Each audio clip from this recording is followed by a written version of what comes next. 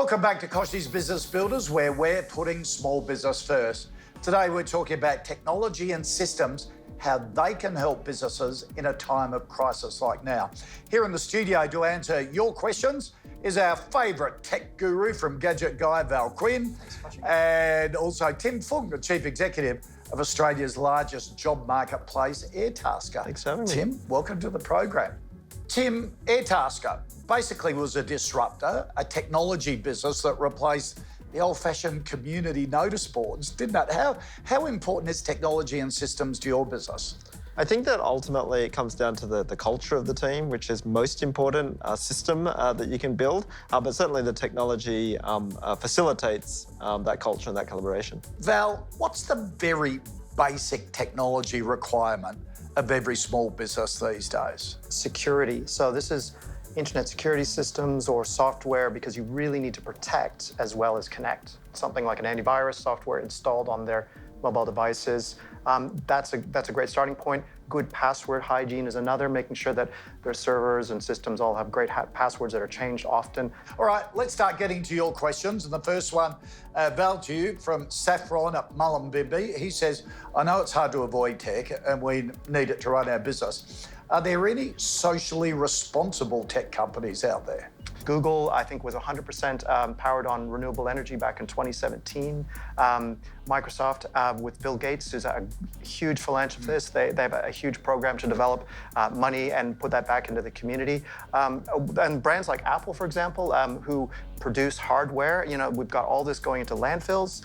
They've got great recycling programs, and they're really focused on using renewable materials and materials that don't pollute the earth when they're basically disassembled. Tim, this one from for you from Barry from Albany in Western Australia. When it comes to finding the right systems for my business, should I be thinking about the customer experience or what I want it to do for me as a business owner? And I think you've got to get that balance right and think about the long term and the short term. I think overarchingly, it's really important to always be ultimately customer centric and be thinking about how does this ultimately deliver value to my customers. I think that during that process, though, there are systems that you're going to need as a business in order to be able to facilitate what you're going to make or what you're going to do to be able to deliver value to your customers.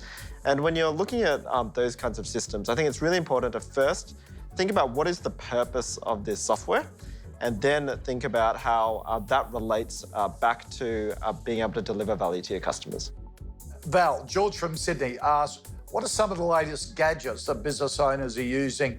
The things I've seen really popular right now are, your super light two-in-one type of laptops and tablets where you can, use a touch screen, you can get rid of the keyboard.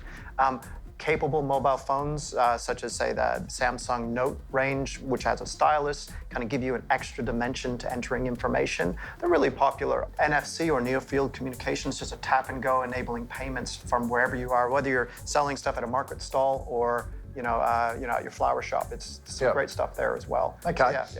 Yeah. Tim, this one from Alex from Richmond. How should I choose what's worth spending on and how much is too much when it comes to tech and platforms? Well, the first thing I can say is I absolutely empathise with this conundrum with just so many bits of software that all seem super valuable and all seem that, that would add a lot of value to your business. So I think a few things. The first thing is that I think it's really important to think about all the costs in adopting some of these softwares. So I think it sounds really easy and they make it really easy to purchase some of these softwares, but it often comes with a lot of hidden costs. And it's worthwhile thinking about what those costs are. Do you have to go and train all of your staff to be able to use this software? Are you going to have to migrate data across? Things like this. So I think it's really important to think about the all-encompassing costs. Yep. The second thing I think is really important is to go back and audit whether you're actually using some of these softwares. I think it's very easy to sign up for 100 things, get into subscriptions, and then the burden of proof almost becomes, on turning it off. And actually, it should be the other way around. Like, do I need this? Is it adding a lot of value to me every single day, every single week, every single month? Yeah. What about you, Val? I think you have to be so careful about not putting yourself into a technology dead end as well. So I guess if you're looking at a platform, make sure that it's, got an exporting option. Gents, thank you for that. Great to see you. Big thanks to Val Quinn and Tim Fung for helping to answer all of your questions. That's all we have time for today. But before we go, our fabulous partner at Yellow is giving away a whole bunch of its digital booster bundles for our Small Business First community. Head over to the website for details about how you can win one. And while you're there, make sure you list your business on our directory. Post a short 30-second video like the ones you've seen here on Kochie's Business Builders today so we can keep putting small business first.